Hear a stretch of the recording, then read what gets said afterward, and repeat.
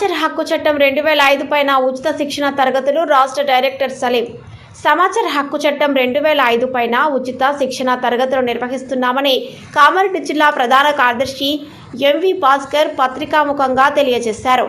ఇట్టి కార్యక్రమానికి రాష్ట్ర డైరెక్టర్ ఎంఏ సలీం మరియు రాష్ట్ర డిప్యూటీ డైరెక్టర్ మొహమ్మద్ సాహిల్ ఖాన్ మొదలగు రాష్ట్ర కార్యవర్గ జోనల్ అధ్యక్షులు సిర్నపల్లి ప్రదీప్ కుమార్ పాల్గొని యాక్టివిటీలను సహచట్ట సభ్యులను ప్రజలు విద్యార్థులు అందరూ ఆహ్వానితులే.